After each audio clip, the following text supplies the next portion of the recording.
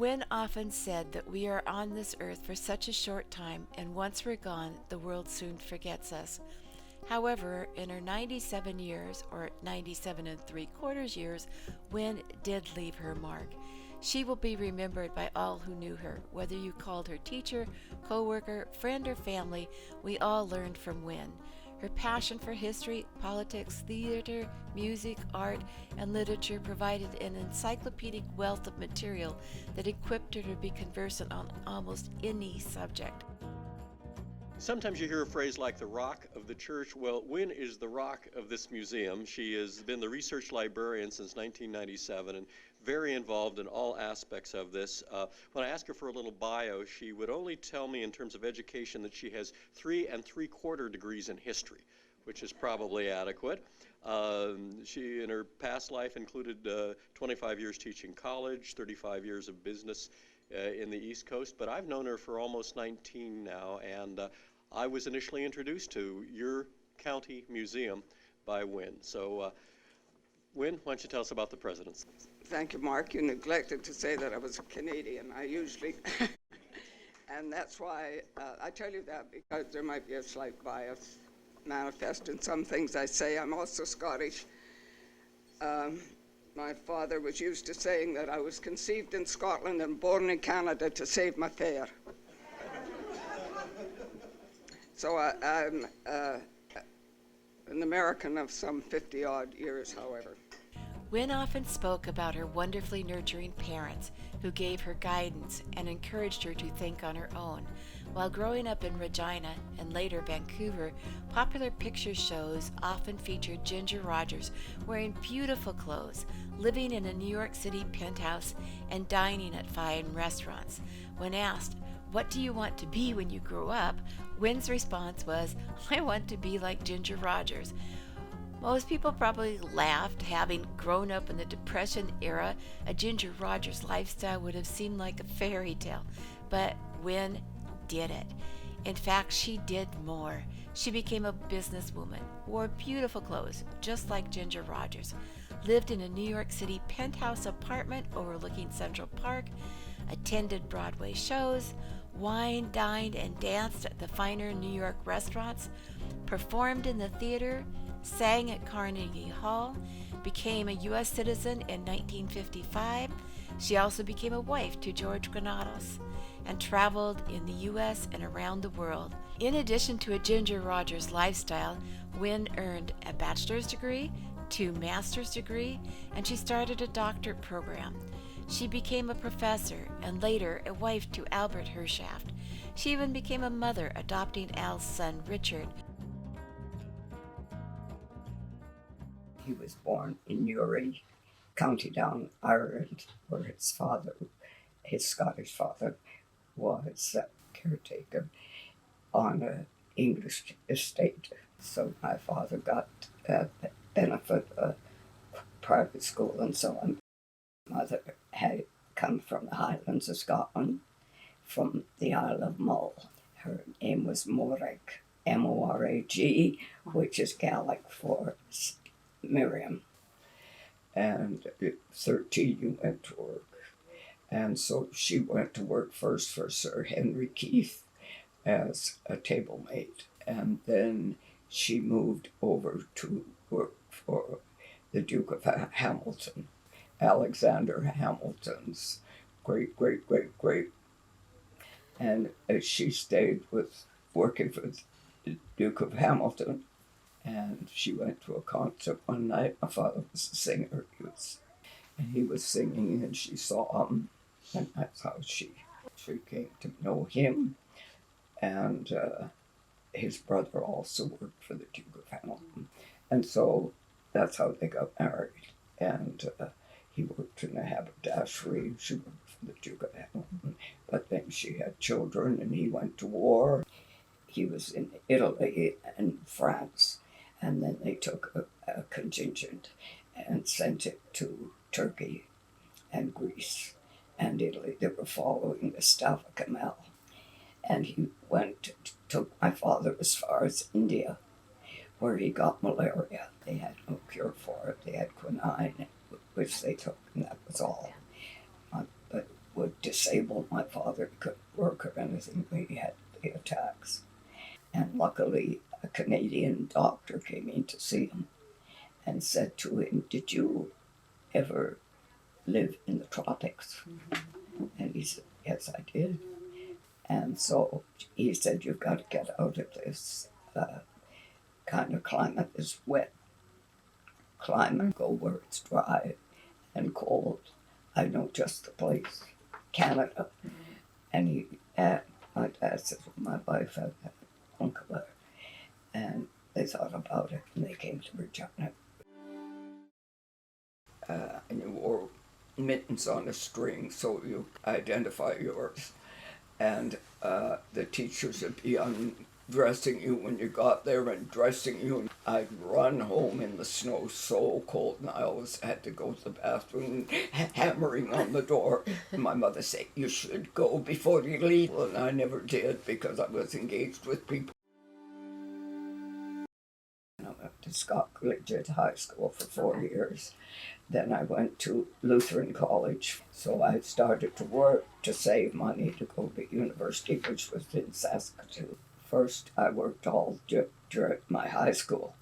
I worked in Dad's store, and he didn't hire me. He wouldn't hire me. So I worked Saturdays and holidays and everything for Mr. Cohen as the cashier.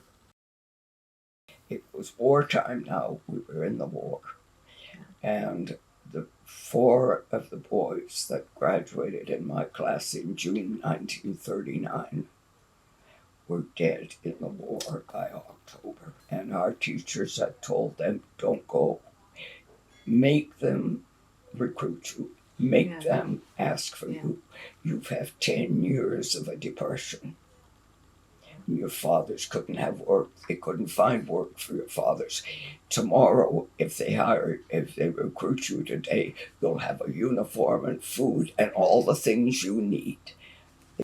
And my father and mother were unalterably opposed to the war and to the British Empire.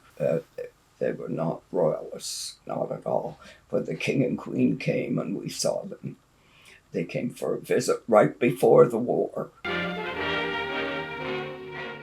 The ceremony begins with the unfurling of a human singing flag that shows every evidence of being well rehearsed. His Majesty pauses a moment to chat with the mayor. Then comes a graceful curtsy for the King from little Anne McCachran and a bouquet for the Queen. Melville is reached late at night, but the prairie town's 4,000 population rises to 60 as vast throngs move in from neighboring communities. The King is here.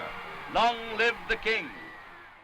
The lieutenant governors, a home was across the road, and the King and Queen were there with him, and every time they came and went, I was out running with the kids to see them. We had a man who used to bring the milk, to deliver milk to the houses. They used to do that, deliver your bread.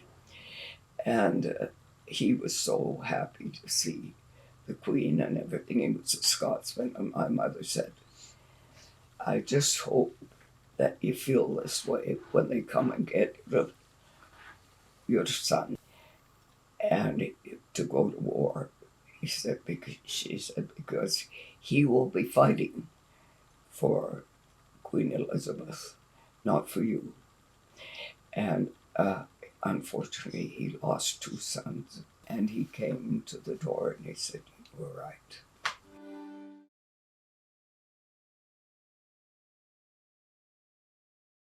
I went to the Sacred Heart Academy, and I took a business course in bookkeeping and typing and shorthand and so on, so I had a skill. And then I worked in the Royal Bank in Regina. And then we decided to move to Vancouver. Everybody was moving to Vancouver because they were shipbuilding there. And everybody had been out of work, and my God, they were hoping the war would go on because they had jobs and money.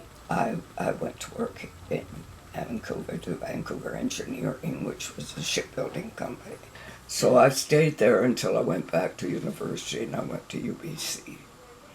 And I was in UBC till I got my bachelor's degree in history, in Canadian history it was in.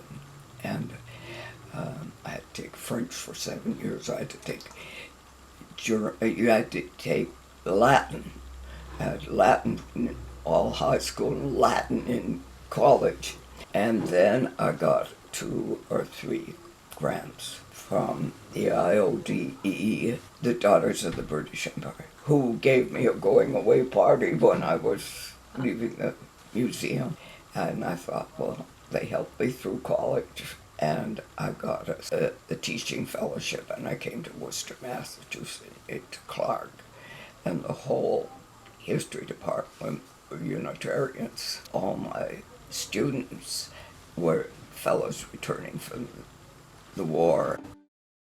My uncle lived in New York, and I had my first taste of New York. I went to see him for Christmas, and he took me to a Broadway play. And when we came up out of the subway into Times Square, and he showed me all the lights and everything, and he said, "Lassie, a tribute to free enterprise."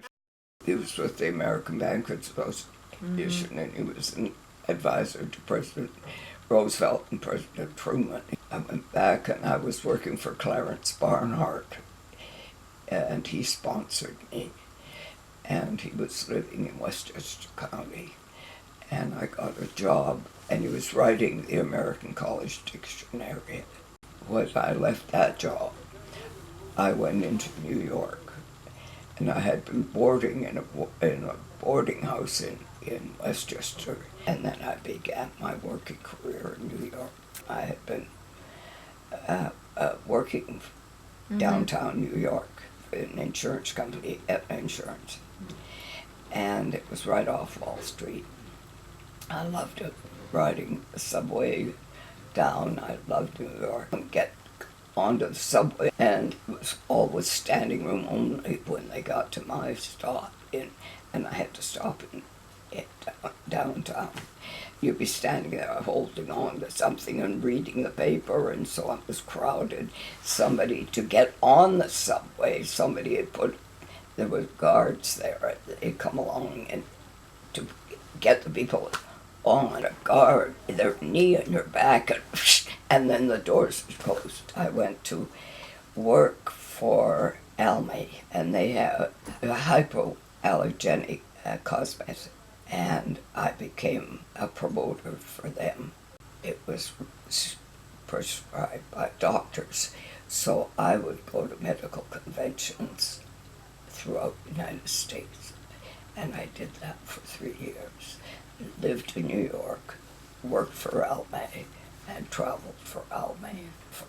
And when the salesmen came into New York, I had to take them to all the nice spots and take them on tours of New York and eat out, and my life became a New York life.